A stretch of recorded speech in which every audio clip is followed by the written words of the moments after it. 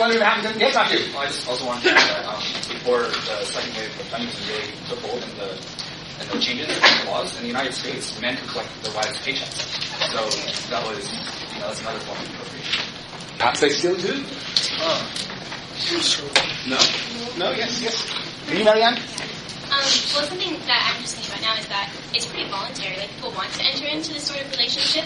So, I don't know, like, if Marx would say that's an ideology, in that, so it's something that seems natural and right. What is voluntary? The entrance into marriage. Into and once you enter into marriage, I think it's still voluntary. It seems natural. Seems natural, and you can exit. Right? And it's sort of, like, the woman, I think that's an ideology that the woman supports the man and bears his children and stuff like that. Very good. Okay. We could have a long discussion about this. We could have a very long discussion. And we will. But I want to get across a theoretical point. The theoretical point is there's two dimensions of the family division of labor. The one dimension is who does what? What specific tasks are assigned to different members of the family? The other question is who gets what?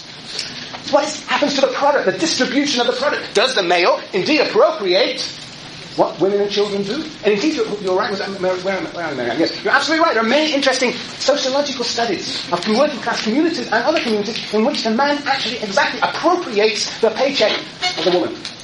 It sometimes happens, by the way, the other way around. The woman appropriates the paycheck of the man and gives him some pocket money. But anyway, it's all about who gets what. Who gets what? It's the second dimension of the division of labor. Who gets what? And Marx and Engels, when they talk about latent slavery in the family, they are talking about the tendency within the family for a relation of domination by the patriarch, by the male, which may or may not be true. But we're in a theory course. I'm trying to get across to you two dimensions of the division of labor. Who does what and who gets what? Who owns what? Yes, Juliana. Can I share a side note also that I learned from Engels about in the Romans, when they used the word familia in Latin, they were referring to a man's wife, children, and all his slaves. So family, the word family, originally included the idea of slavery. Right, and that's of course indeed where Marx and Engels are sort of getting some of their ideas from. There was, when indeed patriarchy did reign. But of course you can probably see it in different societies even today. Okay, very good. All right, I think I've got that point across. Well, you can think about your own family. Now, I'm not doing too badly. I've still got 15 minutes. We've got 15 minutes. Okay, what I want you to do to demonstrate to you, and this is the most important point of this class, the most important point of this week, the most important point of this month, of this semester, is that Marx and Engels has two dimensions to the division of labor. Write that down. Yes, right. And now we can move on. We can see these two dimensions in the family, and now we're going to move on to the notion of classes. Marx and Engels talk about classes. We've already approached this issue a number of times. And the crucial passage is one we've already read twice, page 159 at the top, where Marx and Engels say the division of labour only becomes truly such when there's a separation of mental and manual labour. When there is a separation of mental and manual labour, that means there are already classes, because it means that one group of people is appropriating surplus produced by another. Thinkers cannot live on thinking. They need the means of their subsistence, and that comes from another class. So that is already what Marx and Engels mean by class, therefore, and you can read down on that page 159, what Marx and Engels mean by class is a group that appropriates surplus from another group. Both groups are known as classes. A class relationship is a relationship in which one group appropriates surplus produced by another group. And what we're going to see is there are different ways of appropriating surplus. There are therefore different classes and class systems. And what Marx and Engels say on page 159, the new paragraph on 59, and again I'm going to read to you 5 words into that new paragraph. Marx and Engels say, because the division of labour implies the possibility, nay the fact, that intellectual and material activity, enjoyment and labour, production and consumption, devolve on different individuals, and that the only possibility of their not coming into contradiction lies in the negation in its turn of the division of labour. What are Marx and Engels saying here? They are saying here, if there is a division of labour, in which one group appropriates surplus from another, it is inevitable what will happen. Jessica. Class polarization? Yeah, class polarization, but that's not the word they use here. What's the word they come into? Contradiction. They come into conflict. When I appropriate surplus from somebody, a person, Marx and Engels, who ultimately may resist, may object, there's a contradiction, a conflict. When I appropriate something from somebody else, particularly that something is produced by somebody else, there is a contradiction, a conflict. It's inherent to that relationship. But unlike Smith, who sees everything working as somebody said, hunky-dory, interdependence, and cooperation, and universal opulence, and happiness, and development of talents, and specialization. Marx and Engels say no. Well, the division of labor is going to be appropriation of surplus, one group from another, and that will lead to conflict. Called, what sort of conflict is that called? Class conflict, yes. Yes, and what we must ask of all divisions of labour is not just who does what, but who gets what. Who is appropriating surplus from whom? Who controls the product? Who owns the product? We have to ask that question. Now,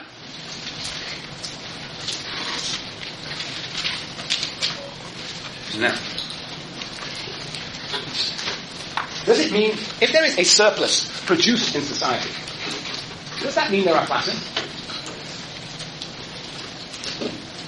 Jason? Marx and Engels would say no, it's just how it's allocated. Marx and Engels would say no. The issue is not whether there exists a surplus, but how is it distributed. So can you tell me of a non-class society, why in a non-class society there would be surplus? Yeah, you started this. Well, I don't know, it's just a little bit along the lines like capitalism lays the foundation for communism with the technological developments. Okay, but what is this communism? We're already moving in that direction. And we have a non-class society, and usually a non-class society is called communism. That's almost by definition, non-class. There are no classes, non-class society. Well, maybe, equals, possibly. What is communism then to you, in this case, Jason? What happens to the surplus in communism? Is there surplus? Yes. Yes, what?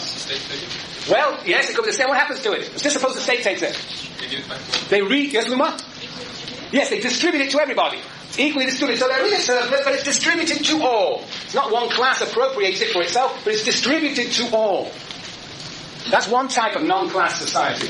Is there another type of non-class society in which there are no classes? A society no classes, but there is surplus. We have come across it already in this course, Sonny. Are you referring to venison and... Brilliant! Venison, that's the story you must... You know the story, Katie, of venison? Tell us the story of venison and hunters and bows and arrows. The guy said that so you really get it in bows and arrows. One guy makes bows and arrows and somebody else goes...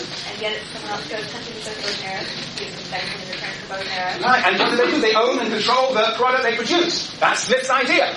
It's a mythical story. But it's an idea. An idea of where we can call it, what we call it? Individual commodity producers, some people call it. I know petty words. Individual producer society. The individual, everybody is producing and controls the product. Individual producer society. Individuals control the surplus, and here, society controls the surplus. There is a surplus, but it's not appropriate one class from another class. Tell me. Can you imagine a society without any surplus at all? Can you imagine any society without any surplus at all? Matthew? Subsistence farmers? Subsistence farmers. Yeah, hypothetically, people live in a village, and they grow and eat, and they don't create surplus. And they just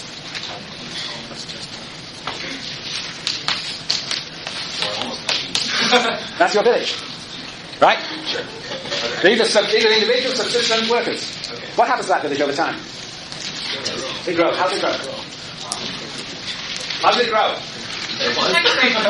Come on, how does it grow? A small amount. Innovation. No, you're not getting my point. How does it grow? How does it grow? Kids. Inspiration. I heard it. Babies! Now, babies. Matthew, consider the significance of having babies. Theoretically significant. What is the theoretical significance of babies? The theoretical significance of babies. They can't produce, so you need somebody else needs to give them their... Being a male, we may not appreciate this.